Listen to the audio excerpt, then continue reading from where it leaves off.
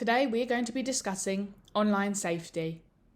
Please make sure you've got a pen and paper with you to make notes, as you will be asked complete questions at the end of the video. Being online. The internet is used within our society now more than ever. With new and consistent technological advancements, people are spending more and more time online. The internet can be a great place to make new friends, expand businesses, encounter new and exciting opportunities, and more, so it is natural that we use these resources to our advantage. Overall, the internet can be a beneficial and exciting place for us to expand our knowledge and experiences. However, there is always going to be things online that can cause us harm, physically or emotionally, and so it is vital that we practice online safety to ensure we can take the positives from the internet and avoid the negatives. What is online safety? Online safety is defined as the policies, practices and processes that reduce the harms to people that are enabled by using information technology. According to Statista, a statistics resource, approximately 66% of the world's population have access to the internet, and the number of internet users is expected to reach 7.9 billion by 2029. On average, internet users spend 6.5 hours online every day. The internet can be a great place to stay connected with friends and make new ones, as some people will be genuine and supportive. However, other people may use the internet to search for and target vulnerable young people. They may want to manipulate or force vulnerable people they find into sexual activities and other abusive things. People online can pretend to be something they're not. They can even pretend to be a completely different person and lie about what they want from you.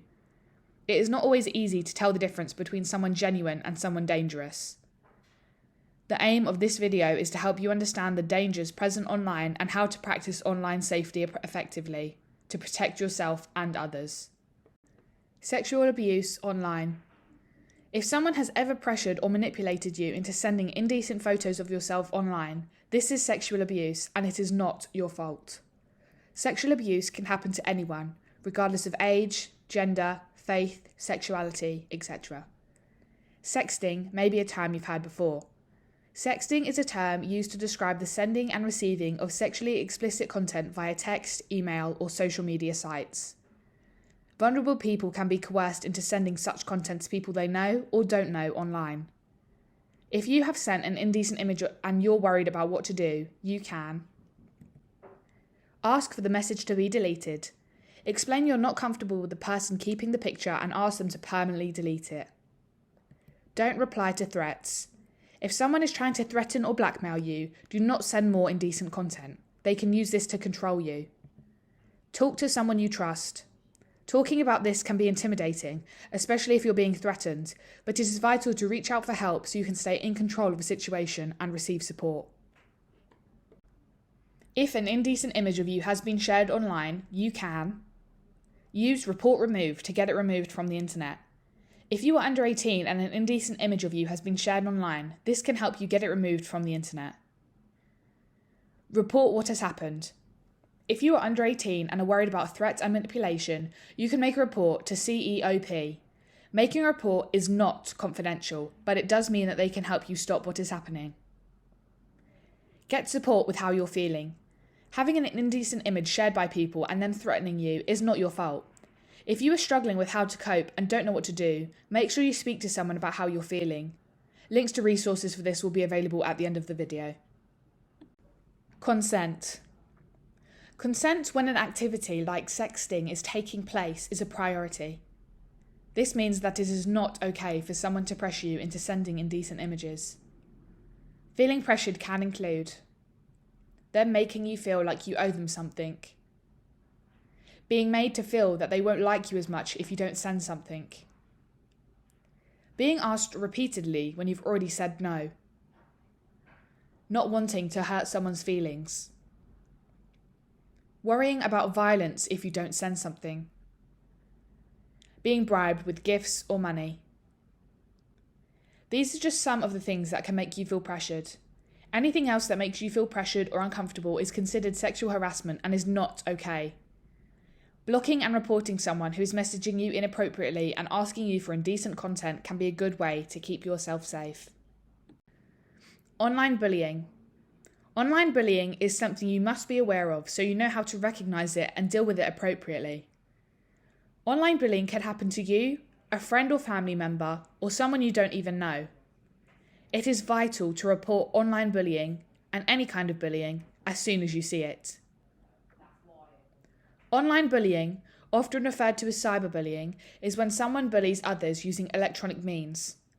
This might involve social media and other messaging services on the internet. The behaviour is usually repeated and at times can be as subtle as ostracising someone by not including them in a group chat or cropping them out of a picture. Cyberbullying can happen via text, email, social networks, and gaming. It can consist of threats and intimidation, harassment and stalking, defamation, rejection and exclusion, identity theft, publicly posting or sending personal information of another person, manipulation. 10 things to know about online bullying. It is growing. 1 in 5 13 to 18-year-olds claim to have experienced cyberbullying. The internet never sleeps. Cyberbullying can reach children anywhere, at any time. It is easy to do. Even children who have never been involved in bullying can post or share something without thinking. It can be anonymous. Although it is easy to keep the evidence, it's harder to know who is behind it. We need to talk about it. If you or a child you know uses social media, don't wait until cyberbullying takes place to talk about it.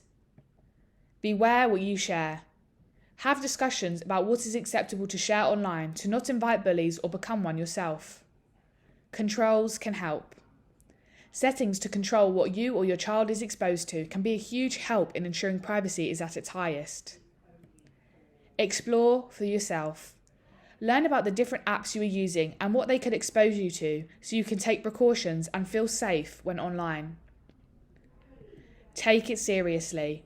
Check in with yourself and family and friends to make sure you are all thinking about the signs of bullying and if anyone is suffering. Block and report.